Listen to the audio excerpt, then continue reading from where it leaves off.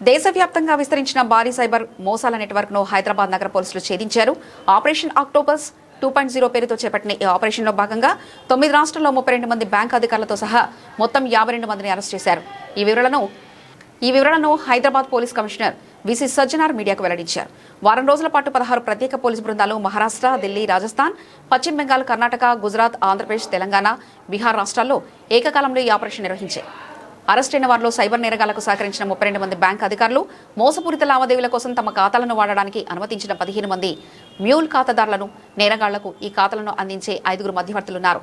సరైన కేవైసీ ధృవీకరణ లేకుండానే మ్యూల్ ఖాతాలు తెరుస్తూ సైబర్ నేరగాళ్లకు ప్రైవేట్ బ్యాంకులు సహకరిస్తున్నట్లు తమ దర్యాప్తులో తేలిందని కమిషనర్ పేర్కొన్నారు.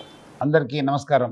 రోజు రోజుకు సైబర్ క్రైమ్ పెరుగుతుంది. సమాజంలో ఈ ఒక క్రైమ్ పోలీస్ కి అందరు కూడా పెద్ద సవాల్గా అయింది. ప్రజలు చైతన్యవంతం కావాల్సిన అవసరం ఎంతో ఉంది. దానికి తగ్గట్టుగా మనం కూడా హైదరాబాద్ సిటీ పోలీస్ కూడా ఎవరెవరు ఈ నేరాల్ని చేస్తున్నారు వాళ్ళందరిపైన చట్టపరమైన కేసు బుక్ చేయడము, నేరస్తులు అరెస్ట్ చేయడానికి నిరంతరం కృషి చేయడం జరుగుతుంది. ఆల్రెడీ దేశవ్యాప్తంగా మ్యూల్ అకౌంట్ హోల్డర్స్ ఎవరెవరు ఉన్నారు వాళ్ళందరూ కూడా ఐడెంటిఫై చేసి మనం దాదాపు 100 మంది పైన అరెస్ట్ చేయడం జరిగింది. దాన్ని కంటిన్యూషన్ లో ఆపరేషన్ ఆక్టోపస్ 2.0 పేరుతోని మనము సైబర్ క్రిమినల్స్ నెట్వర్క్ ని డిస్మాంటిల్ చేయడానికి మా డీసీపీ సైబర్ క్రైమ్స్ అరవింద్ బాబు, మన ఏసీపీ శివమార్తి నేతృత్వంలో దాదాపు 9 రాష్ట్రంలో 16 టీమ్స్ పంపించి 150 మంది పోలీస్ ఆఫీసర్స్ వారం తరబడి ఆ స్టేట్ లో ఉంది. ఈ రోజు దాదాపు 52 మంది బ్యాంక్ మేనేజర్స్ కి, కేవైసీ వెరిఫైయర్స్ కి, కస్టమర్ రిలేషన్ మేనేజర్స్ కి, ఇంకా బ్యాంక్ ఆఫీషియల్స్ ని మరియు మ్యూల్ అకౌంట్ హోల్డర్స్ ని అరెస్ట్ చేయడం జరిగింది. ఈ ఒక ఆపరేషన్ లో మన